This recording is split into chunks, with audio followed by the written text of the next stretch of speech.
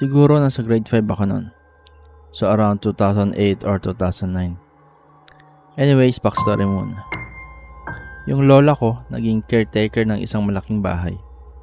Kasama niya yung tita kong single mom and yung anak niyang babae. All style yung house.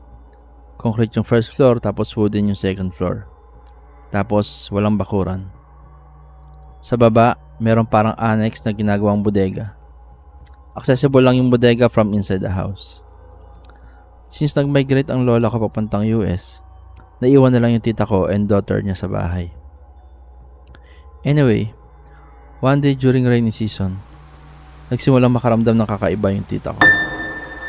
Sa gabi, may naririnig siyang kaluskos sa baba. May kumakalampag sa kusina. Mula nun, every night na lang yung kalampag.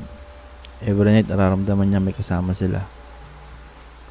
Noong una, inisip lang ni tita na daga or pusa ang salarin. Nababawasan din kasi ang food items nila. Then came the moans. Baka guni-guni lang ni tita. Then one morning, habang naliligo si tita, may narinig siyang kalampag ulit. Tapos ubo. Galing sa annex. Tinapos ni tita yung pagligo.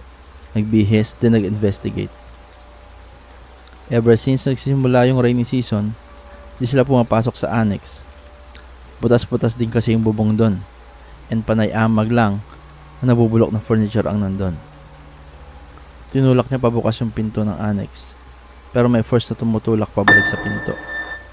Napasigaw na lang si tita at tumakbo palabas. Takbo siya sa amin. Mangyak-ngyak. Pinuntahan ni Papa. Ang ginawa ni Papa, lumapit sa side ng annex. Sisilip sa bintana. Pero malayo pa lang, kita niya nang may kamay na nakakapit sa grills ng bintana. May tao sa loob. Turns out, mentally unwell na babae. Magtatago sa annex for who knows how long. Been living with my tita and her daughter without anyone knowing. Wala nakakakilala dun sa babae. Hindi makausap. Kinuha ng DSWD and wala na kaming narinig about sa kanya. Creepy as shit. Naalala ko nung dumagsa kami dun. Kitang-kita ko yung kamay niya sa grills. Yun lang yung visual namin sa kanya noon. Wala nag-attempt na pumasok agad for safety. We just stared at her hand in disbelief. Wild.